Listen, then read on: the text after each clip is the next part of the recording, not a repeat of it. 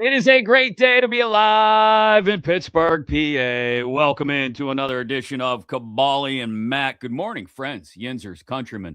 Hope you're ready if you live in Western PA or really anywhere east of the Mississippi for Snowmageddon or whatever clever nickname they'll come up with for this winter storm that's coming this weekend.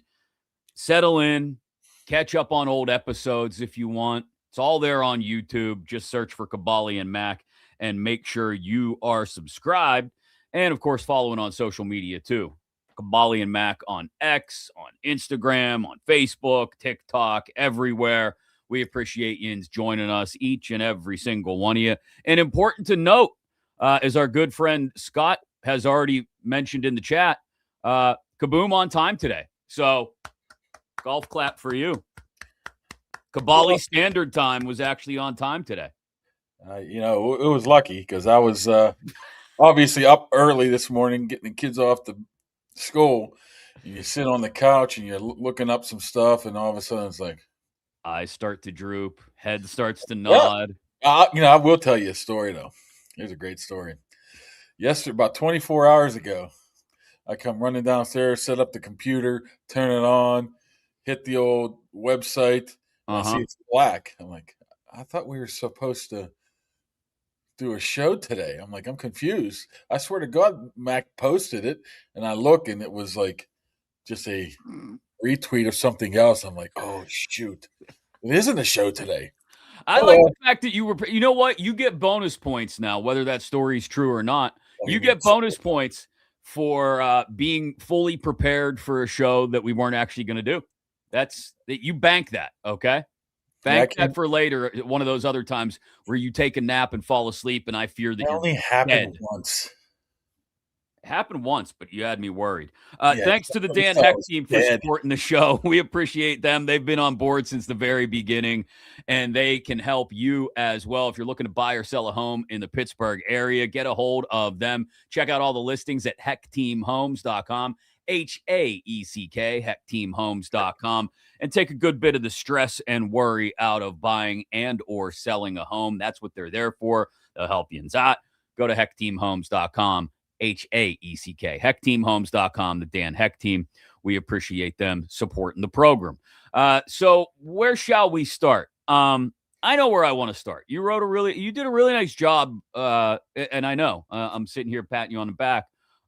It's not entirely necessary, but why are you always surprised when this happens? This happened before. I didn't say I was surprised. Somebody else think people are surprised. Oh, you know what? Crowley let me finish. Wait, Crowley said that one time. Whoa, you wrote a good story. Like is it surprising? What are we talking about here? Is that such low standards? I think because of the way we Oscar and Felix sometimes, and people think that we pick at each other, that maybe they get surprised when I hand you a compliment, and it shouldn't be surprising. You did a nice job writing up yesterday for the Pat McAfee show why Mike McCarthy could be an option for the Steelers that also helps them look towards the future. I'm not going to put the whole thing up on the screen here because that would defeat the purpose of people going to your Twitter account and reading that fancy little graphic. You like that? I took D-Bone's graphic, split it up, threw a little interesting graph, as they call it in the capital J journalism business in there too. This is what I thought was interesting, is you write about Mike McCarthy possibly being the Steelers' option at head coach. He interviewed Wednesday, spent the day down on the south side talking to Art Rooney, Omar Khan, whoever else. And you said he could continue to make the Steelers players in the AFC North next year, which would appease Art Rooney. Good point. And also be able to identify, draft, and develop their future quarterback, whether it's Will Howard or somebody they take this year's draft or next year's draft. And as we have mentioned many a time, going all the way back to March, right, when the Minkah Fitzpatrick and DK Metcalf deals happened, when Aaron Rodgers was brought in, they have tried to strike this balance, at least I think Omar Khan has, between competing now while also building for the future. Now, I think they're as far away from that being a realistic option as possible now, due to how old the roster has gotten and how weak the quarterback class is. But I think it's interesting that you throw that out there as an option if McCarthy does end up being the guy, that it's not necessarily 2 and 2 making 4 and McCarthy equals Rodgers is back and we just roll it forward for one more year. Yeah, I mean, I am not sitting here saying that I love the option of Mike McCarthy coming here. I'm just trying to explain some of the thoughts What they're behind thinking. Yeah. why they're bringing him in here. And if you can guarantee me, which obviously you can't, but it gives you a better chance of finding that quarterback. And trust me, I've talked to enough people, they've come to the realization now more than ever, maybe, that they have to be able to find a quarterback or this organization is going to remain stagnant. I mean, they might have known that for a while now, but they are really taking it to the point where they have to do something about it. That's what makes McCarthy so interesting, because he's everywhere he's gone, he's found a quarterback. I would look back all the way back to the Steve Bono days. You remember him? Chiefs. To be Steelers quarterback during the strike, I believe. But they brought him in Kansas City when he was a quarterback coach, and all of a sudden they go 13-3. He identified Aaron Brooks off the scrap heap from Green Bay, brought him to New Orleans, did well there. Obviously, Aaron Rodgers. Who knows if that was really his all to do, because it's Aaron Rodgers, right? But you can move on. Dak Prescott, Cooper Rush, I mentioned it all in the story. So if you can guarantee me, or at least give me a better option of identifying a quarterback and being able to develop him, something that we've complained, how many years have we complained Mike Tomlin can't develop a quarterback? Right. You got this guy to come in here. I'm not saying stay here for 20 years. Use him for 3, 4, 5 years. Get your quarterback in place, then move on. That could be an option. And if they hire him, that's going to be the reason why. So that's interesting to me, because you say that, and then Dean of Steelers beat reporters, the guy who's been around the longest, I think, the oldest guy on the beat, the highly dignified Jerry Dulac, right? I heard him mention something similar on another show yesterday or the day before. I can't remember when now, but he was talking about, it's not necessarily a done deal that if they hire McCarthy, that it would be for the express purpose of running it back with Aaron Rodgers again, that they realize more than ever, like you just said, that they need to move forward in the quarterback department and find the next one, which, also add to the mix what I thought was an interesting tweet. Now, Jerry is not Mr. Hot Take on Twitter, right? Like I said, dignified Dulac. And he responded to something Dan Orlovsky said about hiring Mike McCarthy and bringing Aaron Rodgers back, and it could be the worst decision the Steelers could make. Jerry's response was, I don't think that's in their plan, Dan. So there's a couple different ways to read that. That's the whole point. He left it open-ended. If we talk about McCarthy, are we talking about Rodgers, or are we talking about the combination? So let's start with Mike. Let's start with McCarthy. Is Jerry saying that because he or other people, yourself possibly included, Kaboom, could have an inkling that maybe McCarthy isn't really a serious candidate and they just did him a solid bringing him in and talking to him about the head coaching job? No, I don't think that's the case. I mean, initially, I was kind of surprised, but then, making some phone calls and explain to you sort of some of the reasoning, it made more sense. So I don't think that's the case. I don't think that just because McCarthy comes back that they want Aaron Rodgers. I mean, I know Aaron Rodgers, and I do believe, I don't know how great of a relationship he and McCarthy still have. Yeah. To be honest with you. I mean, I think it's been written about. I'd have to go back and look about it, but he did say he'd like to play for him. But it doesn't mean he's just coming back because of McCarthy. And I think that probably is what Jerry's alluding to there. It's not a 2-for-1 type of deal. It's not McCarthy and Rodgers, which I understand Dano's problem there. That probably wouldn't be the best way to move forward. But no, that's stagnation. But if you're getting McCarthy with the sole intent, or the almost main intent, to find yourself a quarterback this year or next year, I don't see how you can sit here and complain about it. I don't. Well, I can complain about it because Mike's 62, and much like the Mike who was here before him, has a long track record of playoff But disappointments. don't we want to tank anyways? Isn't that what I hear everybody Oh, no, talk no, no, about? wait. Nobody's. Let's Oh, you remove need the a out. couple 6-11 seasons to get. Isn't that what I hear? Let's remove the out. No, you can't be afraid of a 6-11 season, right? You can't go. You can't live in your fears. You can't fear that hiring an inexperienced head coach would bring you 6-11. Doesn't mean you're asking for it. But let me go back to and let's remove those outliers. The people who say they should tank and go 3-14 so they could get the first pick. Forget those people because that's never going to be a part of the equation in Pittsburgh.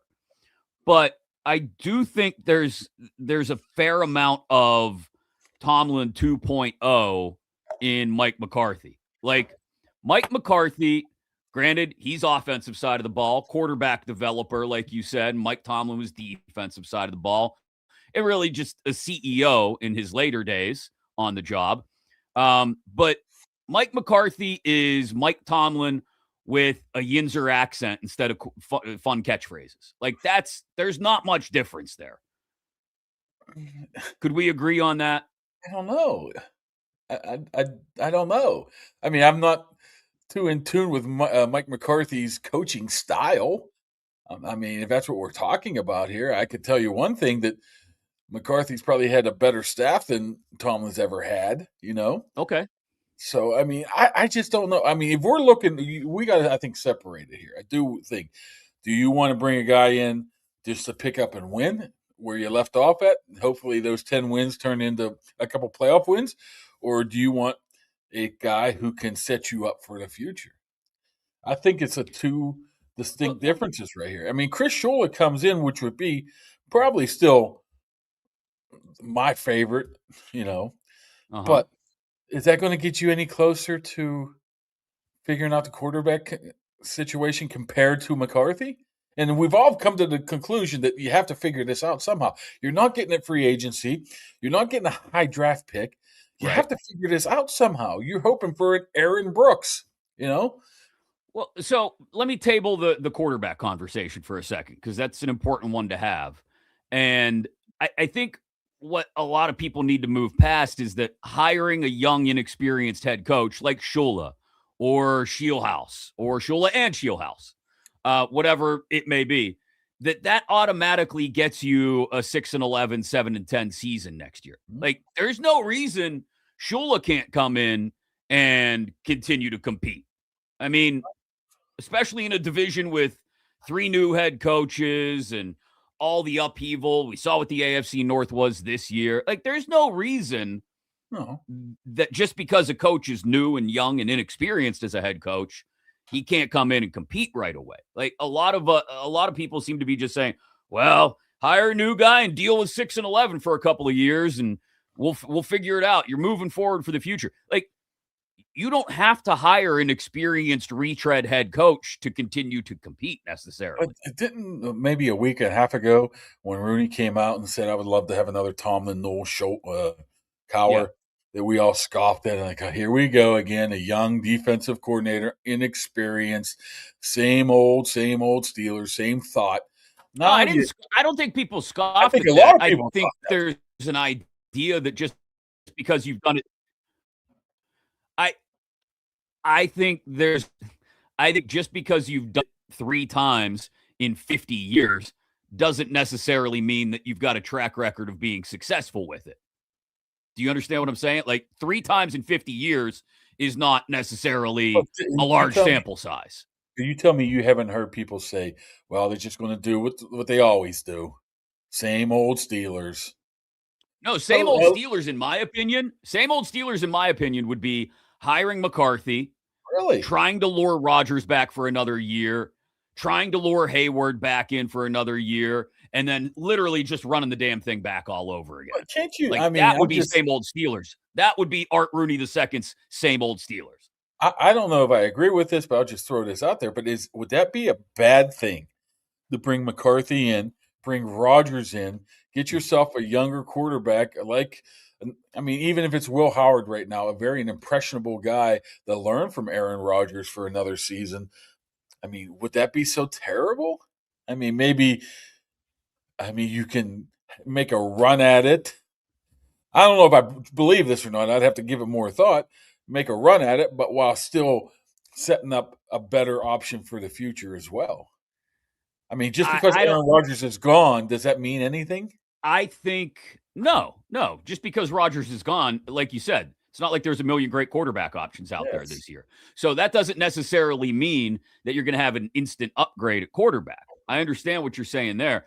I think doing that falls back on the same philosophy and logic and line of thinking that the Steelers have used for the past 10 years, really, since Art Rooney II took over day-to-day operations from Dan, which is just get to the playoffs and see what happens. You know, I think it belies the idea that they're actually contending for a Super Bowl every year. You're not. You're just trying to win 10 games. I think we're just like straddling the fence here. I mean, if they bring in a younger guy, they're doing what they've always done for 55 years. If they bring back McCarthy, they've doing just running it back, so they're delusional.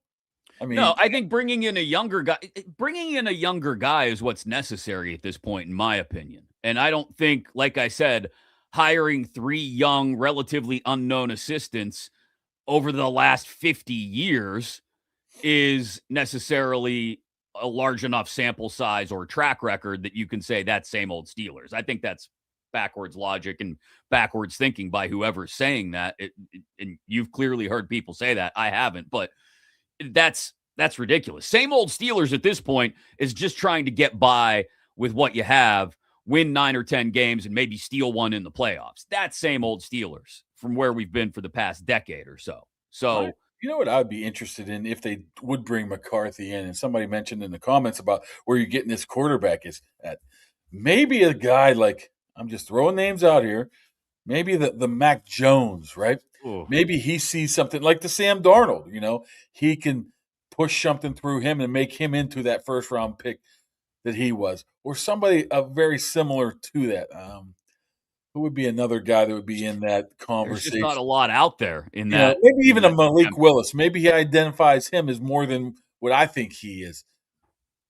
So I'm intrigued by the McCarthy thing just because where it could take you potentially with the quarterback situation of maybe Ty Simpson's the guy, right? Doesn't Kuiper have him at 17 right now? I know it's Kuiper, but I mean that gets you within range of going to get him. And I don't like the idea of trading up into the teens to get a non-surefire first-round quarterback again. We just did that. Who knows? Who knows?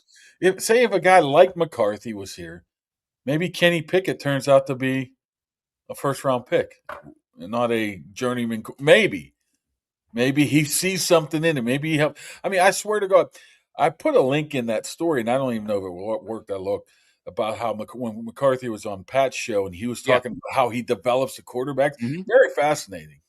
Very fascinating. I would imagine that was a big part of his pitch to the Omar, Art, and whoever was in that room on Wednesday. This is how I would go about this. So here's the other side of this when we're talking about developing quarterbacks and McCarthy and how else are they going to do that? And hold on, first, real quick, I want to thank Arch because Yin's got to get out before the snow hits. Maybe you're watching this as it's snowing. Once you shovel out, get down to Archie's, Pittsburgh's best place for food, drinks, and sports. 80-cent wing nights, Monday through Thursday nights. Watch Penn's games down there. Watch playoff games. I'm sure Arch will have a big setup for the Super Bowl as well. Great sandwiches, burgers, and flatbread pizzas, too. Plus, they always got ice-cold Iron City and IC Light on draft, too. So get down to Archie's on Carson, Pittsburgh's best place for food, drinks, and sports. We appreciate him supporting the program. Here's another one for you. Yet again, a text message I get and saying, where can I get one of those Iron City hats? They're popular. They might be discontinued right now, so I think our buddy Neil needs to get on this and maybe make a version 2 of the old Iron City hat. So I texted. Amazing how many times I've been asked about this hat. I don't think I get asked about this hat as much as you get asked about that one, but I did have someone ask about this one before Christmas. and they wanted to know because they wanted to get it for someone for Christmas. And I texted Neil, and he said, "Yeah, we don't have any left right now. We're supposed to do some more soon, but look, just go on the Pittsburgh Brewing website, go to the gift shop They got section. a lot of different ones. Yeah, they got all kinds of great But stuff. this one is the one, right? Look at it. It's a little dirty, but Did you ever get Azani his? Zach Azani? yeah, him. I Trophy? got one. I think Crowley got one. I think our buddy Brent up at the fan has a bunch of them too, or he had a couple of them. Okay. So they all like him. I mean, I think old Azani needs to find a job now. Yeah. Yeah. I don't know if Oh boy, he's put in a bad situation, right? He tried to make do with a shit room, and all of a sudden now it's like, why would I hire him? Because look at that. I mean, it's not. What are you I gonna would do? think people would look at it and be like, dude, they didn't play Roman Wilson at all. They brought in Thielen and MVS.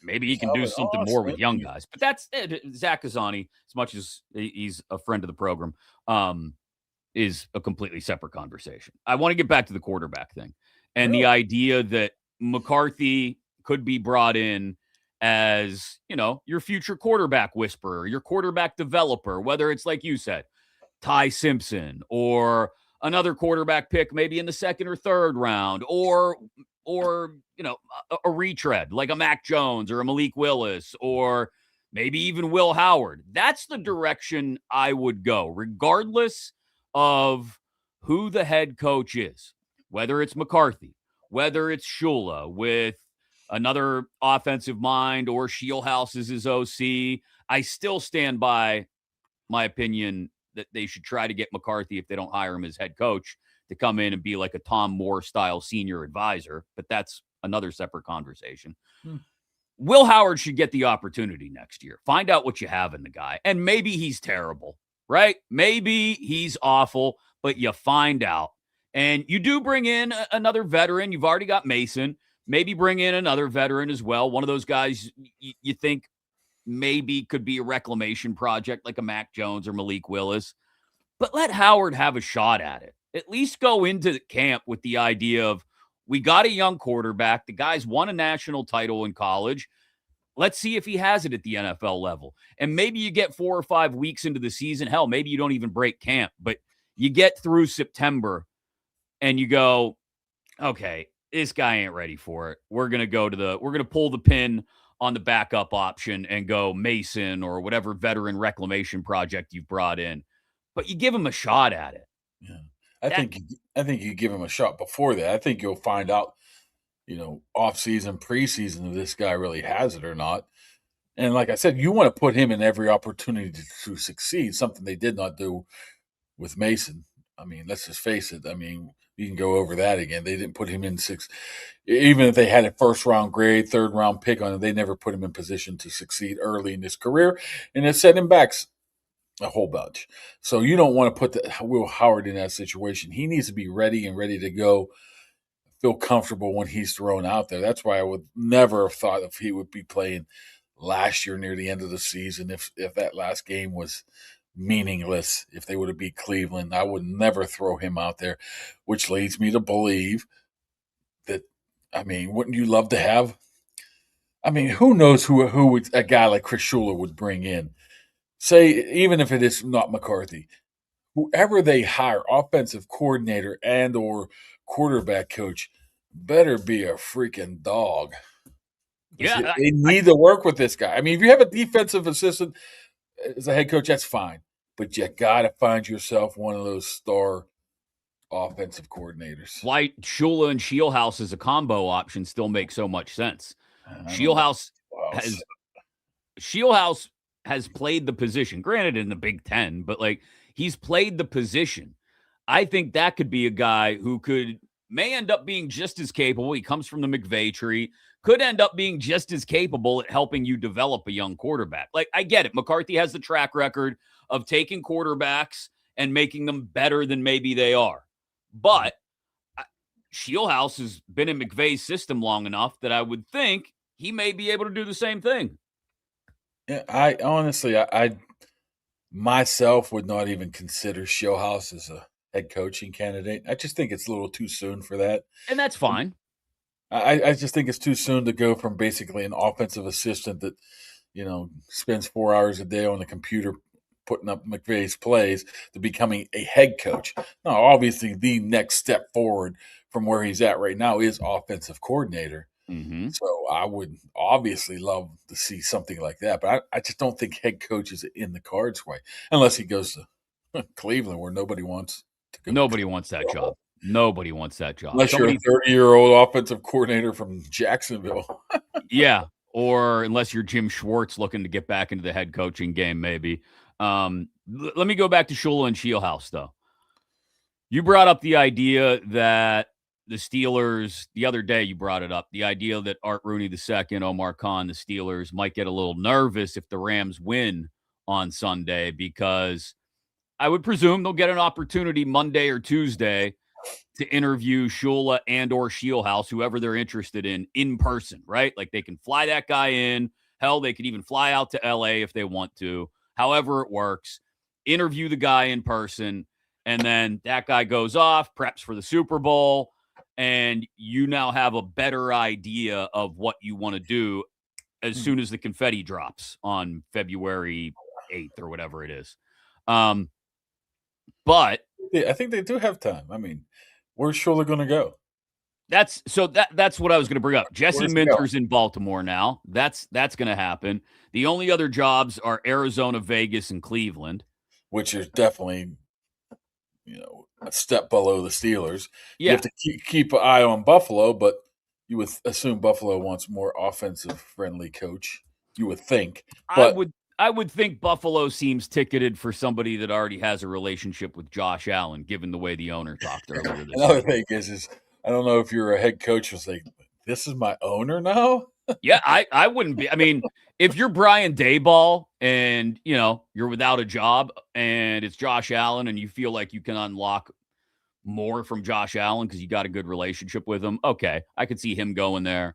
Joe Brady taking it as a promotion from offensive coordinator, that would make sense. But like, if you're Shula or Anthony Weaver, like, are you jumping at the idea of going to a place where the owner quite clearly has a crush on the quarterback and the president of football ops and just threw the last head coach under the bus publicly at a press conference?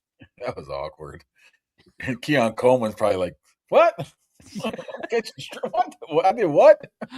They didn't even ask about me. Why are you mentioning my name? If you're Keon Coleman, I know we're off the path here, but how don't you call up your agent and say, get me the hell out of there? Oh, absolutely. Ask for a release immediately. And someone will sign you. They'll give you a shot. But I would, why do you want to go back to that place where the owner just absolutely then there was receipts of what's his name? Stilly McBeam talking up Keon Coleman during the combine. It's a disaster, man. Buffalo, before all that happened, what was that, Tuesday or Wednesday? Before all that happened, I think a more attractive job than the Steelers because you got the quarterback, right? Now, if I'm a head coaching candidate, I do the Homer Simpson back into the bushes thing. I'm like, nah, I'm good.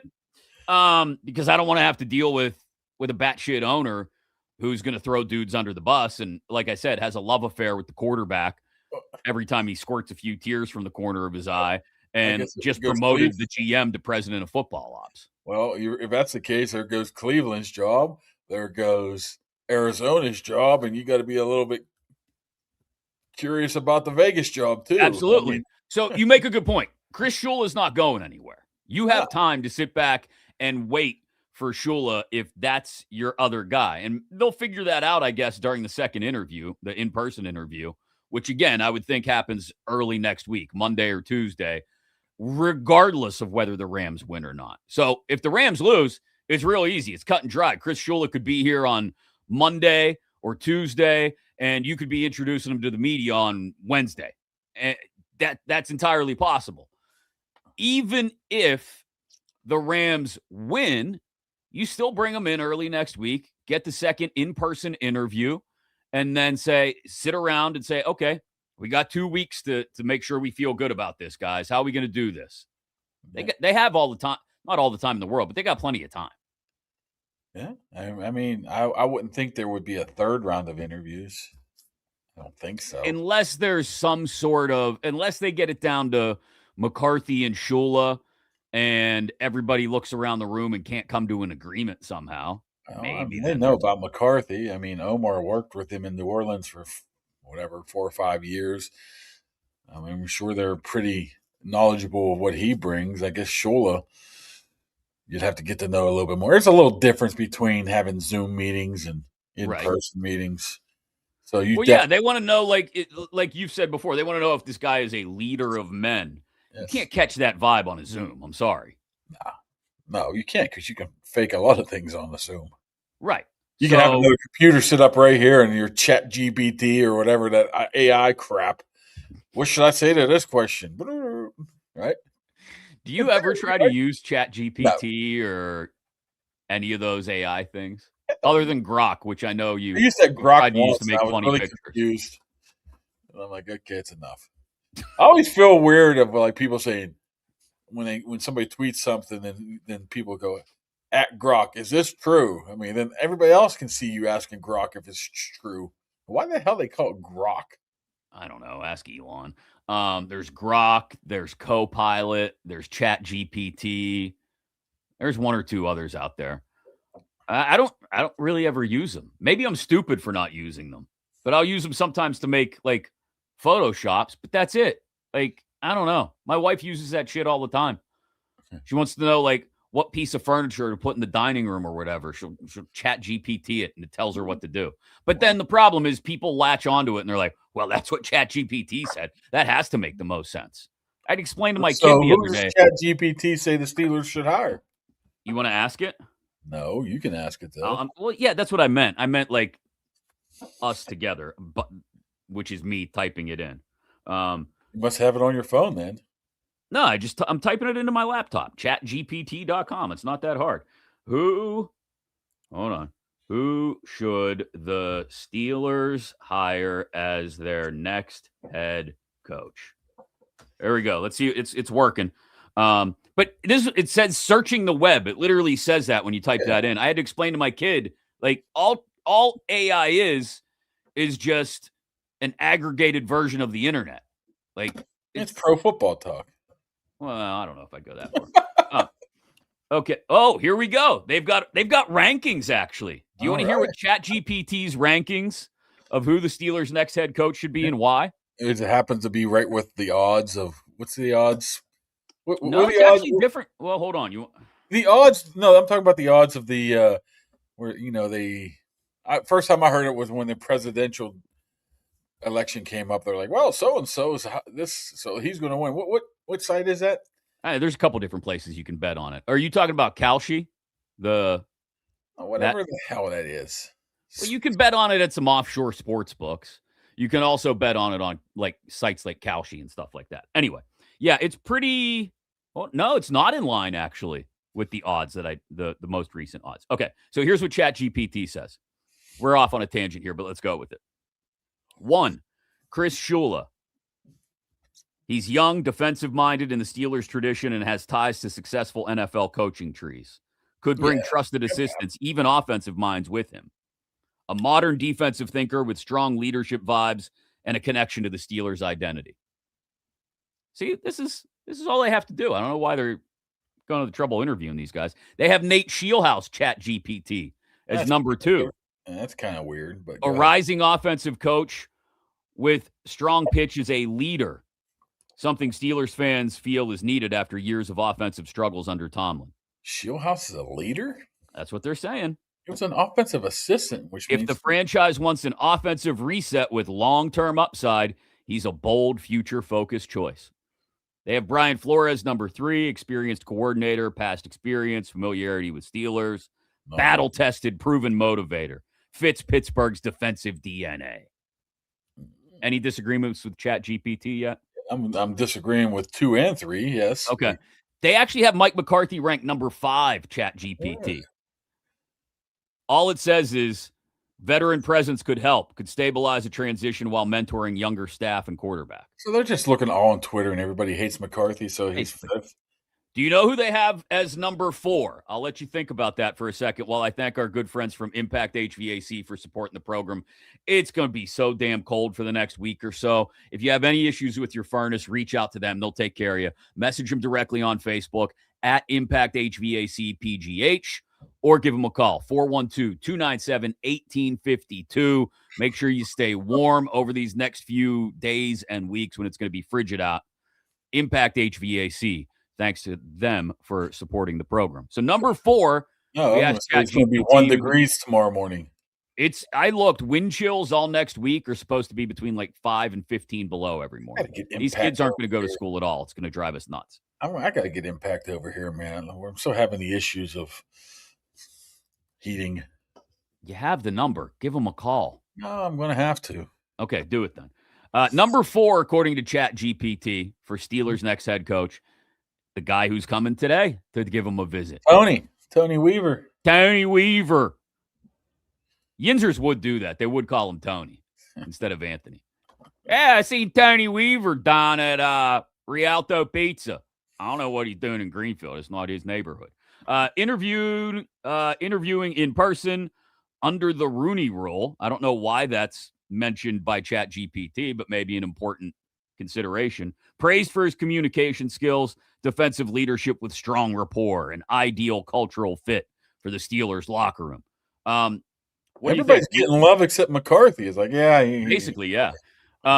Is Weaver a legit candidate, or is ChatGPT onto something there? I'll probably put him at 3 right now. Yeah, he's a legit candidate. I mean, I think he's a guy that can come in here today and just like, whoa, we got to add this third guy to the mix with McCarthy and Shula. I mean, I think it is, I don't know, partly or whatever. They have to interview 2 minority candidates in person. Okay. So he would be their second. Yeah. And him. So, so people might think that he's just getting the courtesy interview. I don't think it's like that. I think they're very interested in him as well. Let's see how he does in this type of setting. Still, I would consider him not a long shot, an outside shot. Well, I think it's more realistic now that Baltimore's landed on Jesse Minter. So that seemed like the most logical place for Weaver.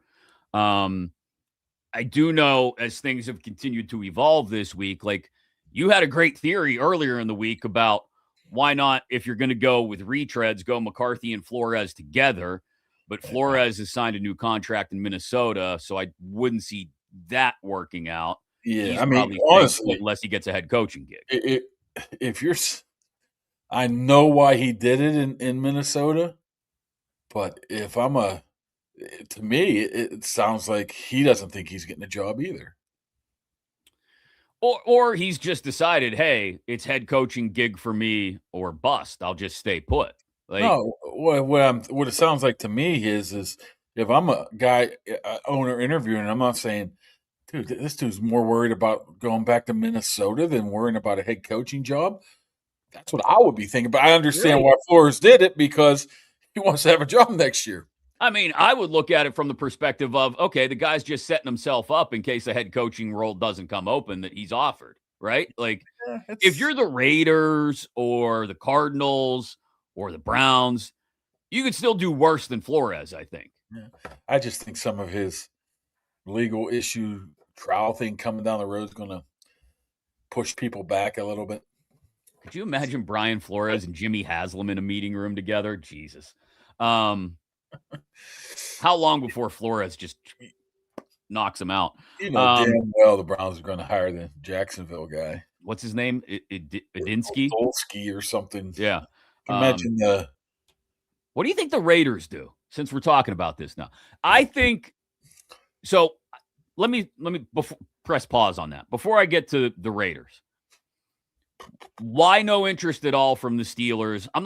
I know why I wouldn't be interested in calling up Sean McDermott, but because we're, again, Tomlin 2.0. But why do you think the Steelers have no interest in Sean McDermott? I'm not sure why they don't have any. I don't know if it's no interest yet. It's no interest as of now. Okay. Now, if they come out of today saying, nobody's overwhelming us, let's see Sean McDermott, they might get on the horn with him.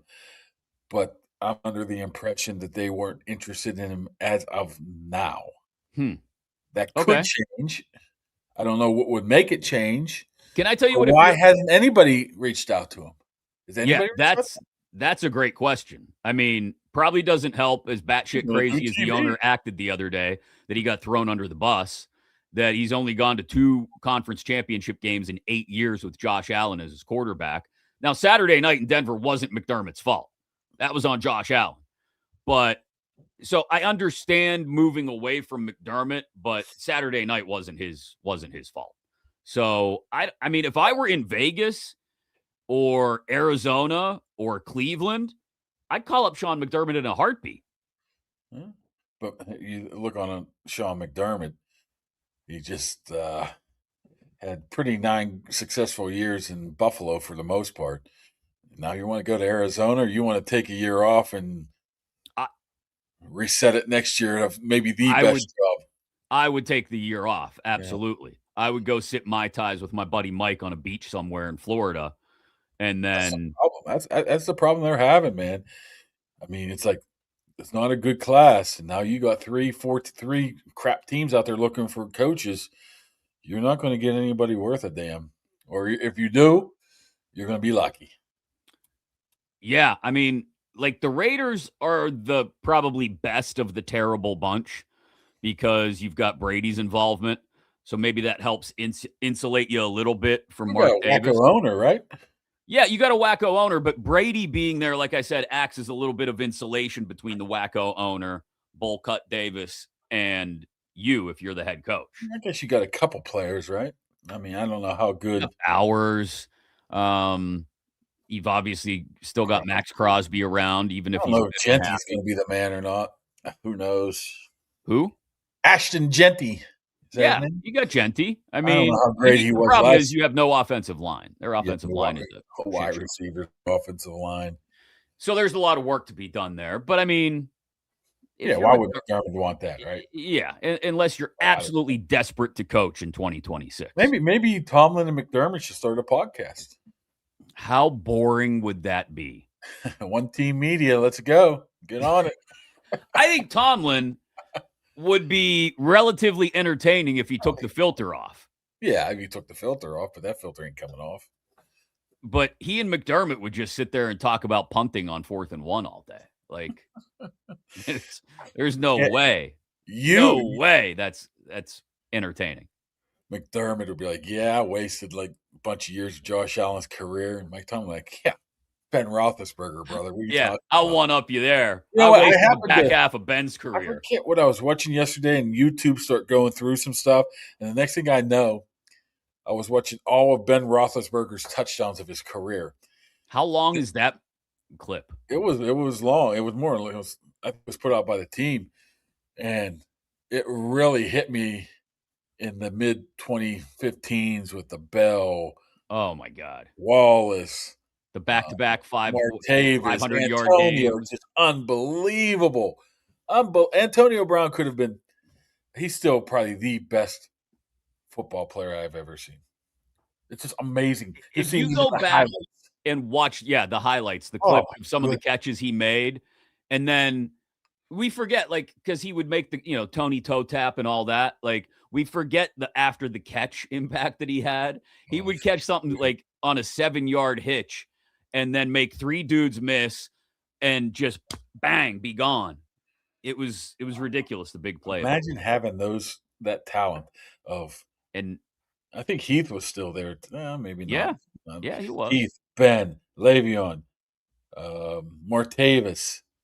I think Mike Wallace was still there.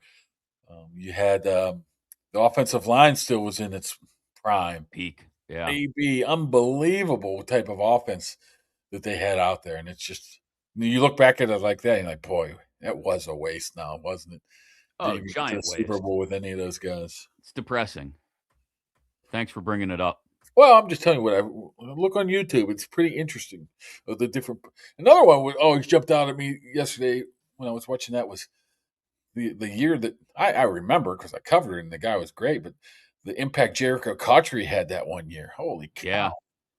Yeah. So what do you consider the Roethlisberger peak? We're way off on a tangent here now. But is the Roethlisberger peak like even though they didn't win anything that year, you mentioned, I think, like 2014. I mentioned the back-to-back 6-touchdown games against the Colts and the Ravens when they hung 94 points in 2 weeks and he threw for like a combined 850 yards. Like, really leading up to that Jacksonville playoff line, right? Right in that area.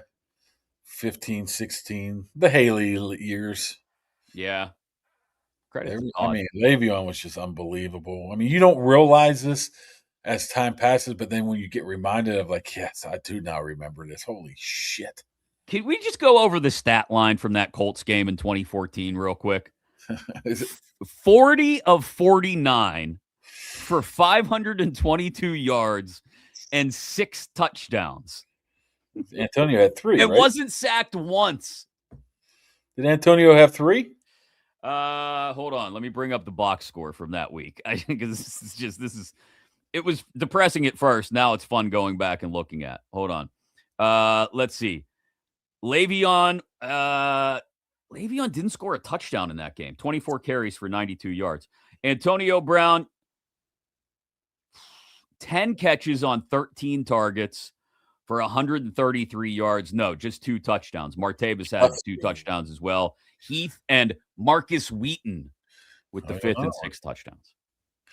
Then he comes back with another 5 touchdown against the Ravens. It was like 35-0 at halftime. 6 touchdowns in that one. He had 6 touchdowns in back-to-back weeks. I think he's the only player to ever do that. Yeah. I think that still stands. When life was better, but the defense couldn't stop anything. They went up to New England and gave up 55 points or something. You remember that game? Yeah, unfortunately, I do. Thanks to our friends at Higgins Professional Painting for supporting the program as well. They do a great job, as you can see by the beautiful new wall behind Kaboom that he still refuses to decorate. Can't wait to have them out to our house to do some stuff as well. You want them in your home because they do a fantastic job. Efficient. They are quick. They get the job done. They get it done right. 40 years in business, a family-owned, Pittsburgh-run business. Higgins Professional Painting. Schedule your free estimate today if you got work you need to get done. Interior, exterior, they handle it all. HigginsProfessional.com or 412-344-0480. Again, we appreciate their support of the program. So if Weaver interviews today, nobody's coming into town over the weekend, obviously, due to the weather. Yeah. You would think, based on, well, even regardless of what happens Sunday night, that Shula should be in, we would think, for a second interview, this one in person, early next week, Monday or Tuesday, before the Rams start to get ready, if they're getting ready for a Super Bowl, or before, right after the season's over, if they lose in Seattle on Sunday night. And then where do they go from there, Kaboom? What's next? Is it if Shula interviews well, he's got the job? I don't know. I think it's 50-50 right now. I don't even know if Shula will even come here. They might go there. Yeah. They're in Seattle. If they do win, if they lose, I think he'd come here. If they win, maybe not, because the next week is the first big install week. The Super Bowl week's just all gravy, so they do have a lot of work to do. So I don't know if he'd take a day to come here or not, or they'd just meet him somewhere out there. I mean, I guess for Steelers' sake, you hope Seattle wins. Yeah. So you don't have to deal with that. But I think they would do the evaluation after that and see if they need to talk to somebody else. I put it this way. After they do this in-person interview, likely with Shula on Monday, Tuesday, Wednesday, or whatever, and there's going to be a little bit of a pause. If you all of a sudden hear another name that pops up, obviously Shula's not the guy. Yeah, obviously. No, or they're just not quite sure yet, and they're going to take a look at somebody else. They weren't blown away by any of their candidates so far. So I think we'll be able to – I don't know. I don't think that's going to happen. I think it'll be one of those.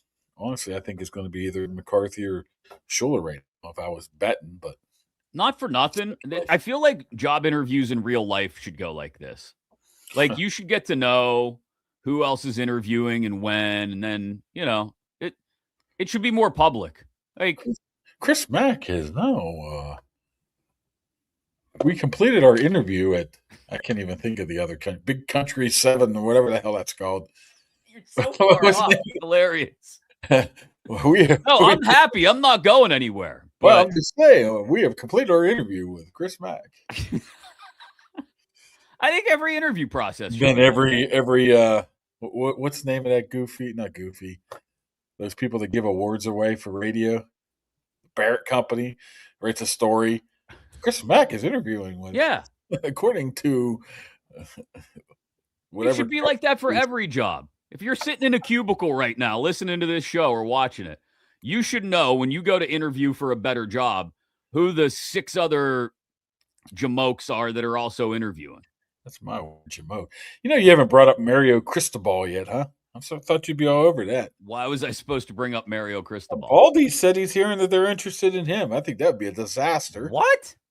You didn't hear that? Where have you been, Mr. Sports Guy? Wait. Mr. I have 107 shows. Baldinger said this? Yes, yesterday. That would be out of nowhere. Well, when was the last time a college coach came in and was successful in the NFL? Probably say on one hand, one finger. I love Baldy, but that sounds crazy. I think he's buddies with Mario Cristobal. Oh, okay. Well, that would explain some of it then. Or I know he's buddies with Andy Weidel. Is he? Yeah, where'd that breaking news come from? I heard that early in the last week. That doesn't add up. Sorry. But then I reached out and the person told me no. Then all of a sudden the person said, "No, actually I did. Actually, he is going to do it." So what? What, Andy Weidel with the Atlanta interview? Where you been? Oh! I thought you were talking about Mario Cristobal. I'm talking about Andy Weidel now. I'm saying. Okay, never mind. Which I don't think he'll get that job. I don't. But he's going to get a job somewhere eventually. Like he's not going to stay here forever. Yeah, GMs don't come open very often. Look at Omar. Omar, what was that? A decade ago, interviewed in Seattle. And not really much after that. I don't think Miami, maybe 2. Then not much after that at all.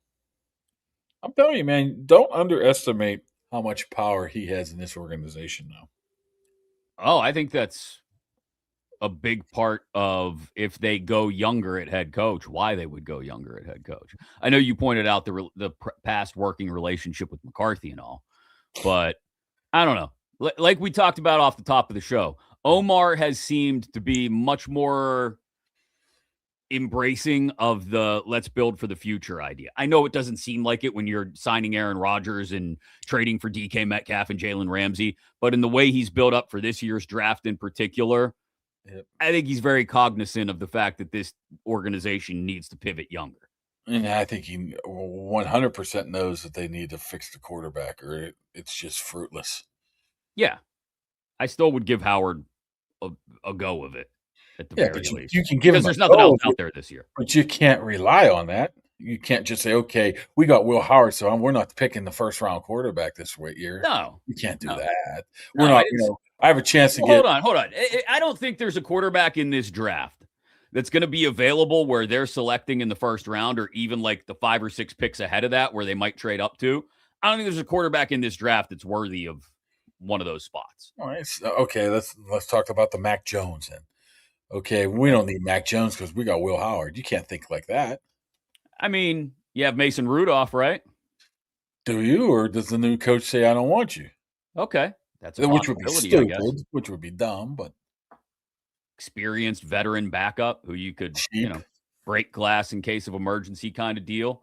But I would not, no. First round needs to be, I mean, you can't necessarily draft for, you can't tell who's going to be there at that spot, but you got to look wide receiver first. You have to. I'm just curious, and I see a lot of people in the comments mentioning, why are they so against McCarthy? Is it just because he's old and it's just run it back type of thing? Is that what we're thinking? Yes, is that the reason? I don't know. I'm just asking. I don't know. I'll welcome people to chime in the comments, like why they don't know. Why is he such a terrible? Like, oh, this is awful. Would you rather have Mike McDaniel? What is it, because he's a Pittsburgh guy? I mean, no. I think that's one of the few reasons people would be able to deal with McCarthy. If they did end up hiring him, the one thing he could fall back on is, well, at least he's a Yinzer. It's like Justin, don't call me Justine, just said in the comments, and I mentioned it earlier. He's an older offensive Yinzer version of Mike Tomlin. Instead of cool catchphrases, he's got a fun Yinzer accent, and we know he probably likes Minios because he grew up in Greenfield. I don't think I've ever been to Minios. Wait, you've never been to Minios? I might not have. I don't do the Squirrel Hill pizza scene very much. Oh my God.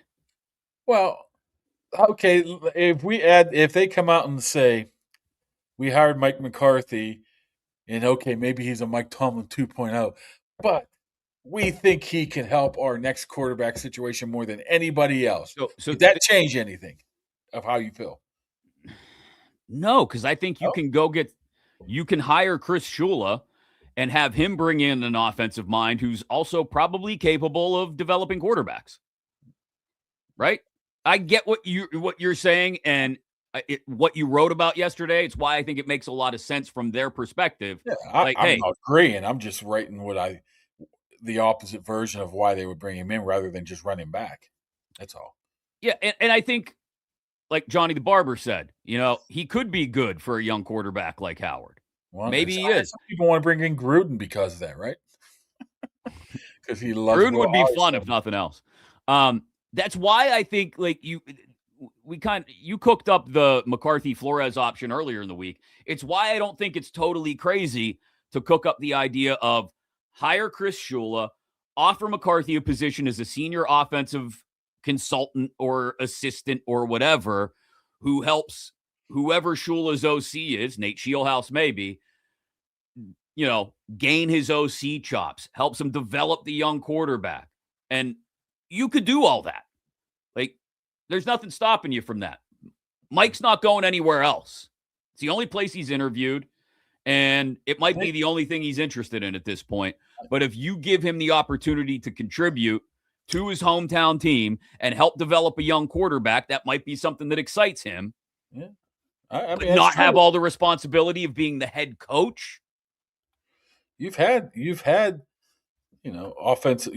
assistant head coaches in the past here. I mean, John Mitchell was assistant offensive coach forever. So maybe the assistant offensive coach, offensive guru, whatever label you want to put him as, is something that might interest him, and maybe not. Maybe he just wants to. But the thing is with McCarthy is if you do that, doesn't mean next year he can't go find a head coaching job. Does he want to be back in the game, or does he just want to be back in the game as a head coach? Does he find that as a slight? But I would bring it up to him. Yeah, I would definitely bring that up to him. Hey, how about we're going to go with this guy, but what do you think about this, Mike? Well, I would say, hey, before you even get to the question of who the head coach may be, you would say, okay, if it doesn't if we don't have a fit here for head coach, would you have any interest in? And I would use Tom Moore as the example. I know Tom Moore's 25 years older than Mike McCarthy, but I would use him as the example. A guy who had developed quarterbacks over the years, and as he got older, just took more of a senior consultant role in different places. It's the perfect template. You're not the head coach. You're not the OC. You are here to help guide us in the development of a young quarterback and contribute to the thing overall. Okay. We appreciate all that experience that you have. We'd like to put it to good use, but we still want to go with someone younger. We want to go with someone younger who can help develop with the organization and set a future course. Now, let's the ultimate. Hire Chris Shula, bring Scheelhaase as the offensive coordinator, and McCarthy as the offensive senior offensive assistant or who could help the offensive coordinator and help the first-time head coach. Would the fan base like that? I would like that. I can't speak for everybody else, but I would like that. That's like a pipe dream. That's like winning a freaking lottery there, right? Probably, yeah. Omar's pulled off some crazy shit in the past. I don't know. It's a little bit of a Voltron concept. We'll just slap all the pieces together and see if it works out. It's sort of like let's trade let's trade Calvin Austin for like Justin Jefferson type of thing. I don't think it's quite that You know, when crazy. people say, "Hey, just trade him to Minnesota, we'll get Justin Jefferson, give him like a second round pick and Calvin Austin." Yeah, okay, that sounds like they'll jump right at that offer. Well, you don't know what McCarthy might be interested in. Like Yeah. I said, it's not a terrible. And then McCarthy gets to kind of, like I said, he's not the head coach, doesn't have all that pressure, but still gets the thrill of developing a young quarterback if that's what he's into. He can go head coach next year. Yeah, you could leave that open to him, or go off somewhere else. I'm boring myself here. All right, let's make some quick picks for the conference championship games. You cannot catch me in the picks competition, by the way. Mathematically, you've been eliminated. Need somebody to look this up. You are 144, 103, and 1. I am 151, 96, and 1. So I am 7 games ahead of you after we both went 2 and 2. I think the Super Bowl should like count as 10 points. You know what? This is what I'll say. If you can at least split with me this week, I'll do that. I'll make a double or nothing on the Super Bowl, okay? Yeah, Justine's right. I have look, just because I know how to do math and you don't doesn't mean I cheated at it. That means you write it down on your Post-it notes and then can't add. Oh, I do just fine. Don't you worry about my math. Okay. New England, Denver is the first conference championship game, 3:00 Sunday afternoon out in the Rocky Mountains. Who you got? Or you want me to go first? I'll go first. You can go first in the other one. I have a bad feeling about this one. Bad feeling is Jarrett Stidham? Huh? Jarrett Stidham? No, I have a bad feeling that Sean Payton's going to get a lot out of Jarrett Stidham. Then I'm going to have to listen to Sean Payton for freaking 2 weeks. I have a bad feeling that Denver's going to win this game somehow, and we're going to say, "Boy, what a great coach Sean Payton is." So I'm picking the Broncos. Can I tell you why I think you're exactly right? Because it's not like he's replacing Matt Stafford. He's replacing Bo Nix.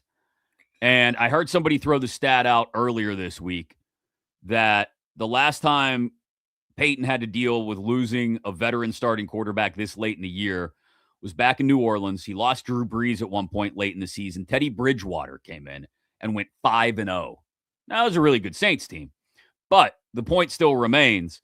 I think Peyton will have Stidham ready and won't ask him to do too much, and that defense is going to torture Drake May. That Broncos defense is friggin' elite.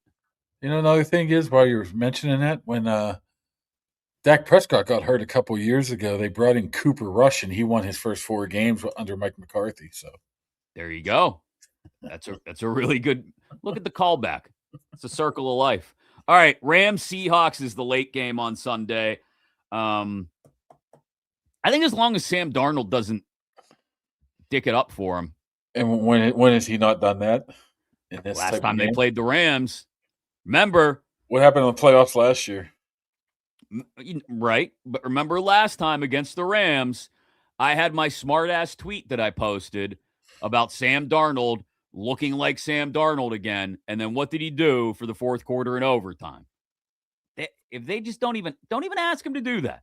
Let the defense handle things. They can't possibly be as bad as they were in Week 16 against the Rams again. So I'm going to take Seattle. As long as Darnold doesn't screw it up. Well, so you picked Denver already, and you picked that. So you saying I have to pick the Rams in? Well, you wanted me to go first here. Well, that means I have to pick the Rams in. Well, they probably will win just to screw the Steelers. Make them wait a little bit longer, and it gives us something to talk about for a couple of weeks. Wait, I don't want to hire this coach in that. So I've got Denver and Seattle. You've got Denver and the Rams. Okay. You good? Everybody's trying to be smart asses on the what do you call that thing? The comments. Phillip Rivers, huh? That's not true, is it? Justine's fooling around. He says yes per Schefter. How hilarious would that be? Is it the right Adam Schefter? I see it right now. Adam Chef 1ER. Yeah, it's no, it's right because he got 11.4 million followers. What? Wait, are you serious? This is amazing. The Bills are becoming the Browns. That is amazing. Rappaport's doing the same thing. So, oh my goodness. That's your first official hire, right? Or that interview. Is amazing. Didn't he coach like high school or something? Yeah, he's coaching St. Michael Catholic High School, wherever that is. Alabama, I think. Real close to. Somebody needs to get a handle on Terry Pagula. Oh, Alabama. That's your Penn State guy. I know, but like he's absolutely destroying the Buffalo Bills if they let him continue to go down this route. Yeah, and we sit here and complain about a guy like Art Rooney.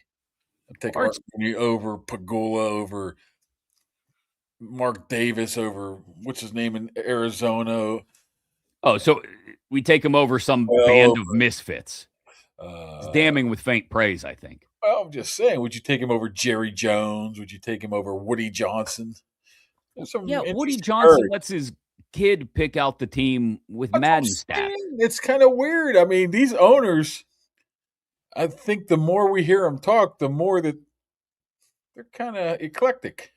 Yeah. I think the better way to put it is batshit crazy. Which I don't view Art Rooney like that at all. At all. A lot of them think because they're rich that their intelligence equals their bank account. And it's like, nah, you can be rich and stupid. It's well within the realm of possibility to be both rich and stupid. And then you add in the fact that most of these dudes are old too. And things start to get a little squirrely up there. What's his name? Mr. Massage guy in New England. Kraft, yeah. It's just, I mean, I'm sure there's some that are normal, but yeah. At least we know Art. he comes across as the most normal one there is that I've had dealings with. So maybe put it that way. I don't know. I'm trying to think of other owners around the league and who else. Irsay used to be, obviously. I don't know about his daughter. Shad Khan. Yeah. Nobody with that mustache is normal. Not only that, is how much money that guy has. Oh, it's like crazy. It's like triple FU money. Yeah, I guess there really aren't any. I'm sure there are normal, down to earth owners. Does Cal McNair seem relatively normal? He got kind of weird. What's his name? Oh, you got the people Brown in Denver who fought over the team. Cincinnati owner. Cheapskate. Well, I tend to like Bisciotti in Baltimore. He doesn't talk to anybody. First time in like a decade, and then he freaking destroys everybody. It was great. Yeah, that was good. You got David Tepper in Carolina, as Slammy points out. Maybe the worst. Turned it down a little bit, but he was a little intriguing. Intriguing's one way to put it. He throw a beer on somebody's face. Yeah, I guess they're all crazy. Jeffrey Lurie seems like a normal dude, right? Yeah, well, he's. I don't know. We're talking about normal. Ugh. It's all relative, yeah. Good point here. If anything, the Bills should have fired Bean and kept McDermott. Instead, they fired McDermott and gave Bean a promotion. Absolutely right, Bitter Lake Studios. Stupid. They're Bitter Lake Studios.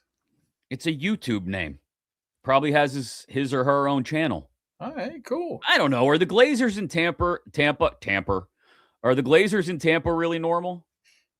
I don't think they're normal. There's a difference between normal and being owner normal. No, I think it would be freaking Yorks in San Francisco. I think it would be a freaking hoot to cover Jerry Jones.